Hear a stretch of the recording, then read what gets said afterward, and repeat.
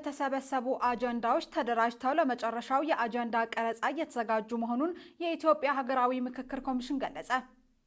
ዜጎች ፓስፖርት ቤት ውስጥ ሆነው መጨረስ ይችላሉ ተባለ። የሕዝብ ተወካዮች ምክር ቤት በጽህፈት ቤት የሚወጡ ሕጎችን በቀላሉ ለማግኘት የሚያስችል አሰራር መጀመሩን አስታውቋል። ትራምፕ እስራኤል ጥቃት እንዳትሰነዝር ቢያስጠነቅቁም እስራኤል በኢራን ላይ ድብደባ መፈጸሟ ተሰምቷል። በሌላ መረጃ የቻይናው ፕሬዝዳንት ሺ ጂንፒንግ ለይፋዊ የስራ ጉብኝት ሰሜን ኮሪያ ገቡ። በቅድሚያ ወደምንመለከተው መረጃ ስናልፍ የተሰበሰቡ አጀንዳዎች ተደራጅተው ለመጨረሻው የአጀንዳ ቀረጻ እየተዘጋጁ መሆኑን የኢትዮጵያ ሀገራዊ ምክክር ኮሚሽን ገለጸ። የኢትዮጵያ ብሔራዊ ምክክር ኮሚሽን በሀገራችን ኢትዮጵያ ከሚገኙና በውጭ ሀገራት ከሚገኙ ኢትዮጵያውያን የአጀንዳ ሀሳቦችን ማሰባሰቡ የሚታወቅ ሲሆን በዚህ የምክክር ሂደት በክልል ከተማ አስተዳደር ደረጃ፣ በፌዴራል ደረጃ እንዲሁም በዲያስፖራው ማህበረሰብ ዘንድ የተሰበሰቡ አጀንዳዎችን በኮሚሽኑ ተደራጅተው ለመጨረሻ የአጀንዳ ቀረጻ እየተዘጋጁ ነው ብሏል። በሀገራዊ ምክክር ጉባኤው ላይ ተሳትፎ የሚያደርጉ አካላት ኮሚሽኑ አጀንዳ ካሰባሰበባቸው ባለድርሻ አካላት የተወከሉ ሲሆን ይህም በባለድርሻ አካላቱ እውቅና ሲከናወን ቆይቷል።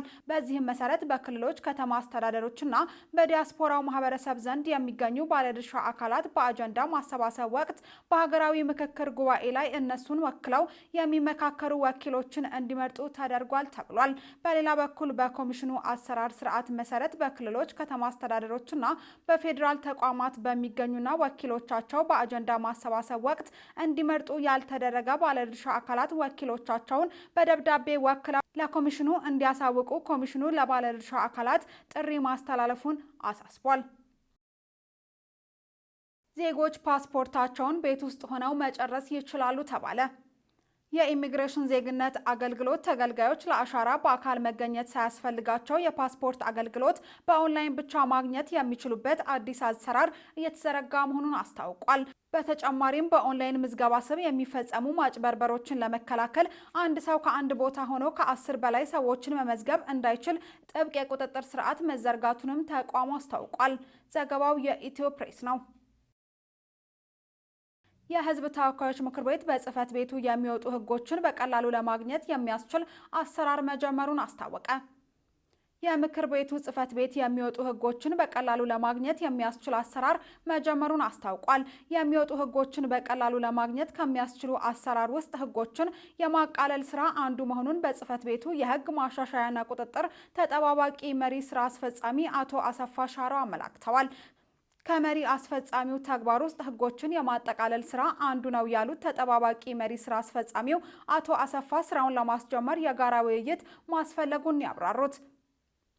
አያይዘውም የወጡ ሕጎችን በየዓመተ ምሕረቱ የማጠቃለል ስራ አስፈላጊነቱ በሕግ ዙሪያ የሚያገለግሉ ጠበቆችም ሆኑ ተመራማሪዎች የትኛው ሕግ በየትኛው ዓመተ ምሕረት ወጥቷል የሚለውን በቀላሉ ለማግኘት እንደሚያስችላቸው ገልጸዋል። በምንመለከተው ሌላ መረጃ ትራምፕ እስራኤል ጥቃት እንዳትፈጽም ቢያስጠነቅቁም እስራኤል በኢራን ላይ ድብደባ ፈጽማለች። የዩናይትድ ስቴትስ ፕሬዝዳንት ዶናልድ ትራምፕ የእስራኤል ጠቅላይ ሚኒስትር ቤንያሚን ኔታንያሁ ከተጨማሪ ጥቃቶች እንዲቆጠቡ ከተናገሩ በኋላ እስራኤል በዛሬው ዕለት ወታደራዊ ኢላማዎችን መምታቷን አስታውቃለች። ከሰዓታት በፊት ትራምፕ በእስራኤልና በኢራን የሚደረጉ አዳዲስ ጥቃቶች አስተዳደራቸው ከቴህራን ጋር በሚያደርገው የሰላም ድርድር ላይ ተጽዕኖ እንደማይኖረው በመግለጽ የእስራኤል ጠቅላይ ሚኒስትር ቤንያሚን ኔታንያሁ ጥቃት እንዳይፈጽሙ ጠይቀው ነበር። የእስራኤል ጦር ከሚያዝያ ወር በኋላ ለመጀመሪያ ጊዜ በኢራን ለተፈጸመው ጥቃት አጸፋውን እንደሚመልስ በማስጠንቀቅ በምዕራብና በማዕከላዊ ኢራን በሚገኝ ወታደራዊ ኢላማ ላይ ጥቃት መፈጸሙን አስታውቋል።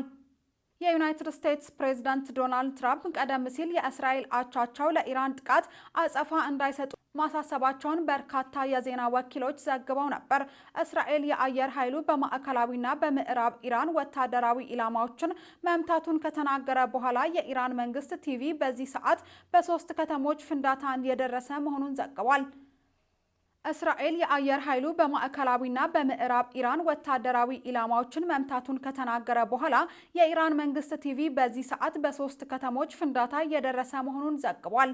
የመንግስት ቲቪ በቴሌግራም ባሰራጨው ዘገባ በቴህራን፣ ታብሪዝና ኢስፋሃን በርካታ ፍንዳታዎች ተሰምተዋል። በማዕከላዊ ካራጅ አቅራቢያም ፍንዳታዎችም ተሰምተዋል ነው የተባለው። የኢራን አብዮታዊ ጥበቃ ጓድ በሰሜን እስራኤል ላይ የተተኮሱ በርካታ የሚሳኤሎችን ማዕበል የአንድ ሳምንት ሙሉ ተከታታይ ጥቃቶች መጀመሪያ ናቸው ብሏል። በእስራኤል ላይ ያነጣጠሩ አብዛኞቹ ሚሳኤሎች የተጠለፉ መሆናቸው የተሰማ ሲሆን እስራኤላውያን አሁን ላይ መጠለያቸውን መልቀቅ እንደሚችሉ ተነግሯቸዋል። በመጨረሻ በምንመለከተው መረጃ የቻይናው ፕሬዝዳንት ሺ ጂንፒንግ ለይፋዊ ጉብኝት ሰሜን ኮሪያ ገቡ። የቻይናው ፕሬዝዳንት ሺ ጂንፒንግ ከ7 ዓመታት በኋላ ለመጀመሪያ ይፋዊ ጉብኝት ሰሜን ኮሪያ ፒዮንግያንግ ገብተዋል። ፕሬዝዳንቱ ወደ ፒዮንግያንግ ያቀኑት የአሜሪካው ፕሬዝዳንት ዶናልድ ትራምፕና የሩሲያው ፕሬዝዳንት ቭላዲሚር ፑቲንን በቤጂንግ በተቀበሉ በሳምንታት ጊዜ ውስጥ መሆኑን ቢቢሲ ዘግቧል። ሺ ጂንፒንግ በሰሜን ኮሪያ ቆይታቸው ከሀገሪቱ መሪ ኪም ጆንግ ኡን ጋር በተለያዩ ጉዳዮች ዙሪያ በትኩረት ይመክራሉ ተብሏል። በተለይም በኒውክለር ከአሜሪካ ጋር ባላቸው ግንኙነት እንዲሁም በሁለቱ ኮሪያዎች መካከል ያለውን ግጭት መፍታት በሚቻልበት ጉዳዮች ላይ እንደሚወያዩ ተመላክቷል። የቻይናው የውጭ ጉዳይ ሚኒስትር ዋንጊው ባሳለፍነው ሚያዝያ ወር ወደ ፒዮንግያንግ አቅንተው እንደነበር ይታወሳል። ከጊቤ ሚዲያ የመራረጥንላችሁ መረጃዎች እነዚህ ነበሩ። ስለተከታተላችሁን ከልብ እናመሰግናለን። ጊቤ ሚዲያ ለተሻለ ነገ እንሰራለን።